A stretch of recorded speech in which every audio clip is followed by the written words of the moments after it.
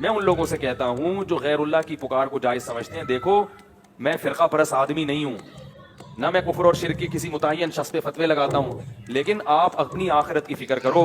ابراہیم علیہ السلام نے اپنی قوم کو سمجھایا کہ شرک چھوڑ دو، قوم نہیں مانی۔ ابراہیم علیہ السلام نے کہا انما اتخذتم من دون اللہ اوثانا مودۃ بینکم فی الحیات الدنیا، تمہارے آپس میں ریلیشن اچھے ہیں، اس ریلیشن کی وجہ سے میری بات کا انکار کر رہے ہو، لیکن یہی تعلقات قیامت کے دن تمہارے نقصان کا سبب بنیں گے، ایک دوسرے کے دشمن بن کے ایک دوسرے کے گریبان پکڑو گے۔ اس لیے میں اللہ کا واسطہ دے کے ان لوگوں سے کہتا ہوں جو یہ کہتے ہیں کہ اللہ نے اپنے نبی کو بھی اختیارات دی، ہم نبی سے بھی مانگ سکتے ہیں، بزرگوں سے بھی مانگ سکتے ہیں، مزاروں پہ بھی سجدے کر سکتے ہیں، تو یاد رکھو کہ اگر آپ اپنی اس روش سے باز نہیں آئے، اور تو یہ بھی کیا ہے، یہ آپس کے مسلک پرستی، پیر پرستی۔ میرے دامت برکاتہم نے کہہ دیا ایسا نہ ہو کہ جیسے ابراہیم علیہ السلام اپنی قوم کو ڈرا رہے تھے، تو وہ ڈر وہ تنبیہ ہمارے لیے بھی ہے کہ یہی تعلقات قیامت کے دن ایک دوسرے کے لیے عذاب بن جائیں گے۔ اللہ شرک کے معاملے میں بہت غیرت رکھتا ہے، وہ کہتا ہے نہ میں نے کسی کو اختیار دیا، لم یتخذ ولیا من الذل، نہ کسی کو کمزوری کی وجہ سے میں نے اپنا ولی بنایا، نہ وزیر بنایا۔ وزیر ہوتا ہے نا کہ کچھ کام آپ کریں گے، کچھ اختیارات اس کے پاس ہیں، کسی کو نہیں، بلکہ اللہ نے کہا قرآن میں مثالیں دی ہیں، ضرب لکم مثلا من انفسکم، اللہ فرماتے ہیں ابھی بھی سمجھ میں نہیں آیا تو میں تمہیں ایک مثال دیتا ہوں تمہاری ہی، هل لکم مما ملکت ایمانکم من شرکاء فیما رزقناکم، کہ تمہارے جو غلام ہوتے ہیں کیا تم ان غلاموں کو اپنے ساتھ شریک کرتے ہو اپنی پراپرٹی میں؟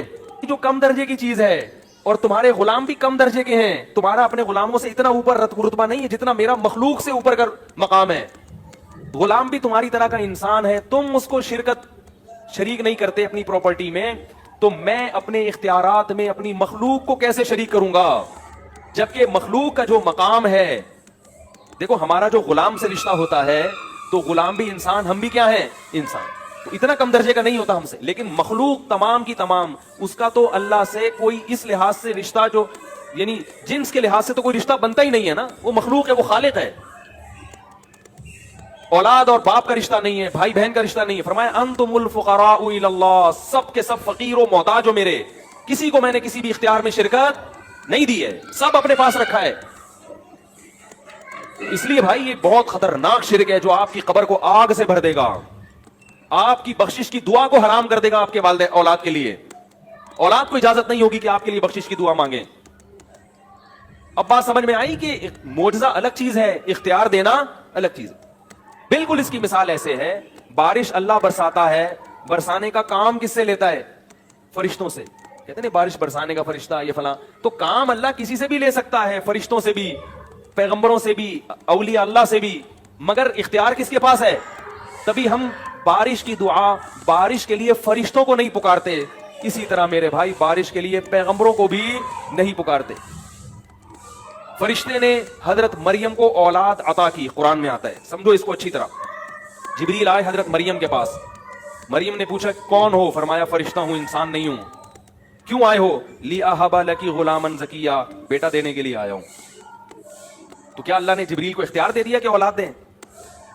نہیں اختیار دیا۔ اللہ بیٹا دے رہے ہیں، ہوں کس کی استعمال ہو رہی ہے؟ بولو بھائی، جبریل کی۔ یہی وجہ ہے کہ جب بھی اولاد مانگی جاتی ہے کبھی بھی کسی فرشتے سے یا جبریل سے، بولو نا، نہیں مانگی جاتی۔ تو اگر آپ یہ دلائل دیتے ہو کہ اللہ کے نبی نے چاند کے 2 ٹکڑے کیے اور یہ کیا، یہ معجزہ دکھایا تو ہم اللہ کے نبی سے مانگتے ہیں، تو پھر اولاد کس سے مانگنی چاہیے؟ جبریل سے۔ وہ تو قرآن میں آتا ہے کہ انہوں نے حضرت مریم کو بغیر باپ کے اولاد دی، تو جو بغیر شوہر کے اب کسی عورت کو اولاد دے سکتے ہیں تو میاں بیوی کو کیوں نہیں دے سکتے پھر؟ وہ یہاں تو شوہر بھی ہے اور بیوی بھی ہے، دونوں صحت مند ہیں، پھر جبریل سے کیوں نہیں مانگتے؟ اسی لیے نہیں مانگتے، ہمیں پتا ہے کہ حضرت مریم کے اولاد کا ہو جانا جبریل کی قدرت کی دلیل نہیں ہے، یہ اللہ کی قدرت کی دلیل ہے۔ ایک مثال دیتا ہوں کہ آپ کیا کہتے ہیں میری گاڑی پنچر ہو گئی، حالانکہ گاڑی نہیں، گاڑی کا ٹائر پنچر، لیکن نسبت آپ نے گاڑی کی طرف کر دی سہولت کے لیے۔ آپ کہتے ہو یار اس دعوت میں فلاں بندہ 3 ڈشیں کھا گیا، حالانکہ ڈش کوئی کھا سکتا ہے، ڈش کے اندر جو چاول تھے وہ کھائے ہوتے، لیکن نسبت کس کی طرف کر دی؟ تو لغت میں، زبان میں، انگریزی ہو، اردو ہو، عربی ہو، سب میں یہ چلتا ہے کہ کرنی کسی اور کی طرف نسبت چاہیے تھی، اس کو مجاز کہتے ہیں۔ آپ کسی کو شیر کہتے ہیں تو مجازن نہیں ہے، حقیقت نہیں ہے، مجاز، لیکن لگ رہا ہے دیکھنے میں شیر، حرکتیں کیسی ہیں؟ شیر جیسی۔ حرکتیں کتے جیسی ہوں تو لوگ پیار سے ایسے آدمی کو کیا کہتے ہیں؟ بولو نا، کتا کہتے ہیں۔ نہیں نفرت سے. اب دیکھو نفرت سے کہتے ہیں مگر میں نے اس کے لیے لفظ کیا استعمال کیا؟ پیار سے.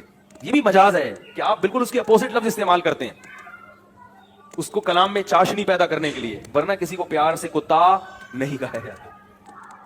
پیار سے کتا, دیکھو دو آدمی بہت لڑ رہے ہو نا اور ہمیشہ ایک دوسرے کے خلاف نفرت ہو تو مجازن کہہ دیا جاتا ہے یار ان دونوں کی تو محبت ہی کبھی ختم نہیں ہوتی, پتہ نہیں کیوں اتنی محبت کر رہے ہیں, مقصد کیا ہوتا ہے, نفرت کیوں کر رہے ہیں.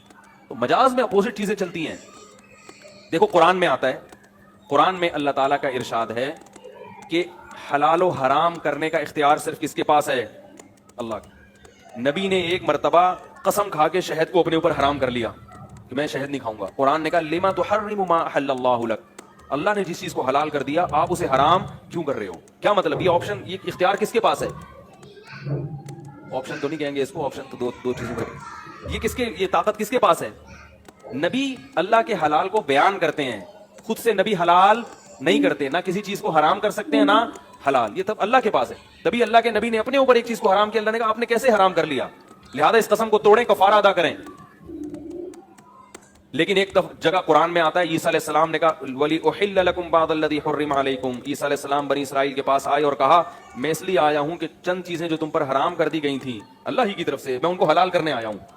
ایک طرف قرآن کہہ رہا ہے کہ آپ کوئی حلال و حرام نہیں کر سکتا, ایک طرف عیسیٰ ابن مریم کہنے کہ میں کیا کرنے آیا ہوں, حلال. تو اصل میں یہ بھی نسبت کیا ہے, مجازی.